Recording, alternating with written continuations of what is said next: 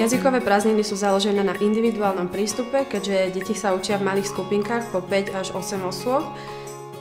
Na rozdiel od klasických hodín angličtiny, ktoré deti absolvujú v škole, tu sa učia hlavne pomocou interaktívnych hier a zábavy. Okrem výučby Kalanovou metódou tu absolvujú aj poobednejší program s lektorom, počas ktorého stále komunikujú po anglicky.